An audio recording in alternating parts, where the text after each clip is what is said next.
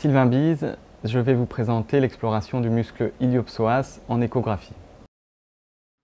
L'anatomie du muscle iliopsoas est classiquement décomposée de la façon suivante. En dedans, le muscle psoas naît des reliefs osseux latéraux discovertébraux et des processus transverses de T12 à L5, présente un trajet oblique en bas et en dehors, pour donner progressivement un tendon propre, qui passe sous le ligament inguinal, en avant du rameau pubien supérieur et de l'articulation coxofémorale, et s'insère sur le petit trochanter, en fusionnant avec le tendon accessoire iliaque.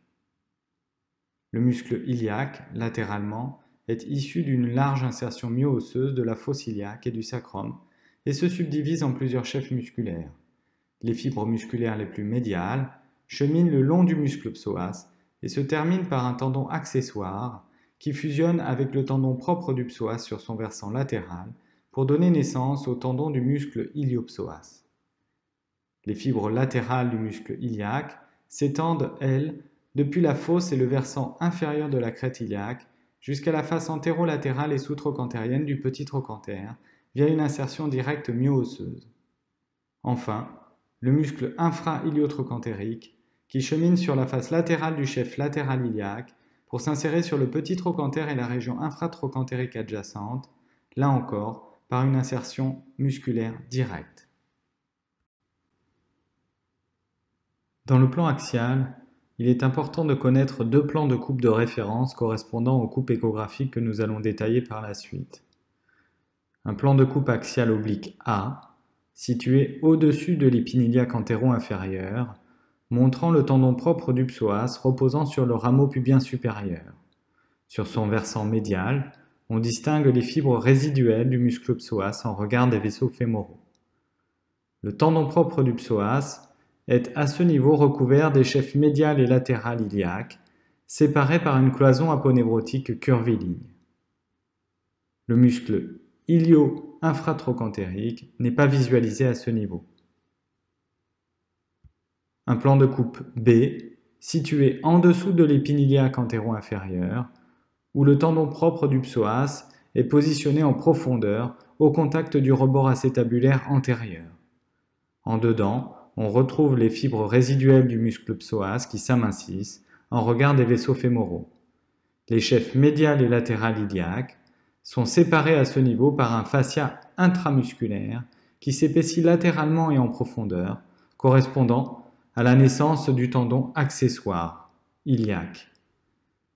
Le muscle infra-iliotrochantérique est visualisé latéralement de forme pseudo-triangulaire au contact de la naissance du droit fémoral et recouvert du sartorius en dehors.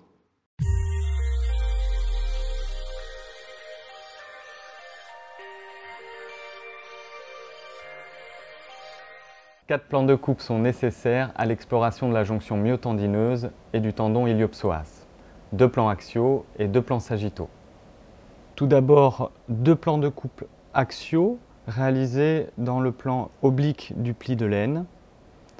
On utilise une sonde intermédiaire et il faudra corriger systématiquement les phénomènes d'anisotropie pour analyser correctement les structures et notamment les fibres musculaires.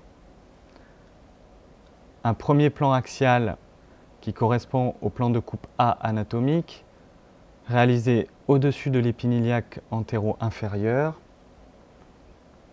avec comme repère le relief osseux superficiel de la gouttière de l'iliopsoas et les vaisseaux fémoraux en dedans. On visualise latéralement le chef latéral iliaque séparé du chef médial par un fascia intramusculaire curviligne hyperéchogène. En profondeur, le tendon du psoas qui apparaît ovalaire, hyperéchogène, reposant sur le relief du rameau pubien supérieur. En dedans, les fibres résiduelles du psoas, distales, en regard des vaisseaux fémoraux. Un deuxième plan de coupe anatomique, correspondant au plan de coupe B, est réalisé en descendant en dessous de l'épine iliaque antéro-inférieure, en regard de l'articulation coxofémorale. Le tendon du psoas propre est maintenant en regard du rebord acétabulaire. Il est recouvert du chef médial iliaque, séparé du chef latéral, par le fascia intramusculaire qui présente un épaississement latérocaudal correspondant à la naissance du tendon accessoire en distalité. Nous allons maintenant poursuivre l'exploration par deux plans de coupe sagittaux. Un premier plan de coupe sagittal réalisé en regard de l'articulation coxo-fémorale. Ce plan de coupe oblique permet d'allonger le tendon propre du psoas en profondeur. Il est recouvert successivement du chef médial, du fascia intramusculaire et du chef latéral.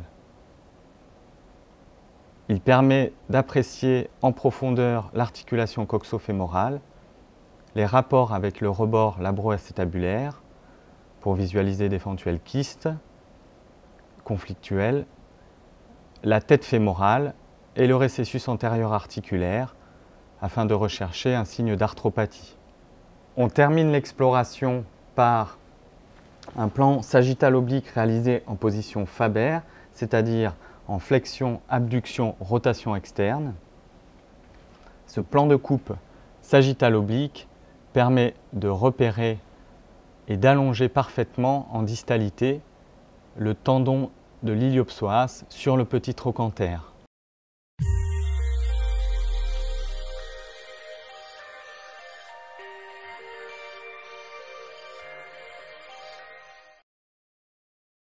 Les lésions traumatiques de la jonction myotendineuse du muscle iliopsoas concernent l'adulte jeune lors d'une hyperflexion. Il s'agit typiquement d'une lésion centrée sur la jonction myotendineuse des fibres musculaires du faisceau médial iliaque au contact de la cloison intramusculaire, caractérisée ici par les têtes de flèche orange, donnant naissance au tendon accessoire. Sur cet exemple, il s'agit d'une lésion intrinsèque avec désinsertion des fibres musculaires de la jonction myotendineuse du chef médial iliaque, visualisée sous la forme d'une collection hématique hypoéchogène, bien visualisée dans les deux plans. Nous allons aborder maintenant le ressaut interne du tendon du psoas. Le ressaut de hanche est défini généralement comme un ressaut audible et palpable, parfois douloureux. Le ressaut interne extra-articulaire du tendon du psoas met en jeu, à l'étage inguinal, le tendon propre du psoas avec le corps musculaire du chef médial iliaque, puisque le tendon accessoire fusionne plus en aval. L'échographie dynamique permet de visualiser le ressaut du tendon propre du psoas par enroulement sur le chef médial iliaque.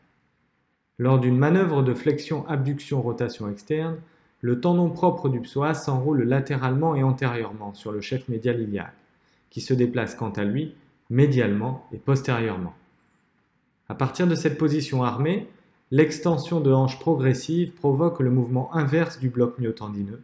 Le chef médial iliaque se retrouve alors pincé par le trajet descendant du tendon du psoas contre le rameau pubien supérieur.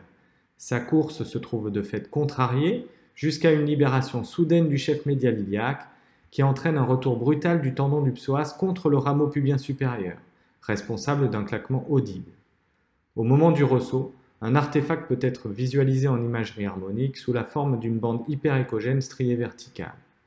Voici maintenant la vidéo montrant un exemple de ressaut interne du psoas lors d'une échographie dynamique.